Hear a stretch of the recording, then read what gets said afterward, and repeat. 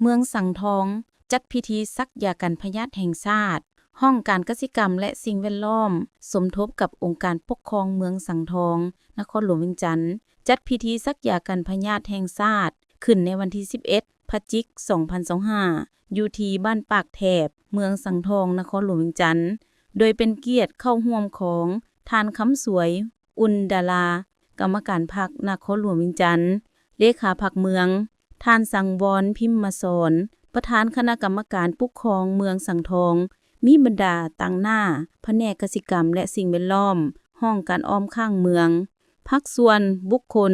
นิติบุคคลบริษัทนักธุรกิจองค์การปกครองบ้านพร้อมด้วย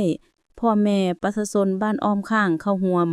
ในพิธีทานสมเด็จบุปผาคำหัวหน้าห้องการกสิกรรมและสิ่งแวดล้อมเมืองสังทองได้รายงานการจัดตั้งปฏิบัติเวียกงานสักจาป้องกันพยาธิสัตว์แห่งชาติวันที่11พฤศจิกายนของทุกๆปีแน่นวันสักยาแห่งชาติซึ่งได้กำหนดไว้ในกฎหมายว่าด้วยการเลี้ยงสัตว์และการสัตวแพทย์นับตั้งแต่ปี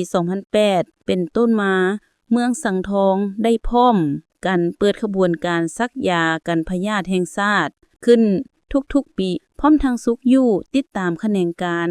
สัตวแพทย์ผู้ประกอบการที่เกี่ยวข้องบรรดาฟาร์มเลี้ยงสัตว์ให้เอาใจใส่ในการจัดตั้งปฏิบัติการสักยาป้องกันพยาธิสัตว์ตามฤดูกาลอย่างแข็งแรงเป็นต้นในปี2024ผ่านมาหน่วยงานเลี้ยงสัตว์และการประมงได้สมทบกับบรรดาบ้านในทั่วเมืองเคลื่อนไหวสักยาป้องกันพยาธิสัตว์ได้ 50.7% ของฝูงสัตว์แต่ยังบ่สามารถบรรลุได้ตามคาดหมายที่วางไว้คือ 80% ของจำนวนฝูงสัตว์โอกาสดังกล่าวท่านสังวรพิมพ์มาสอนประธานคณะกรรมการ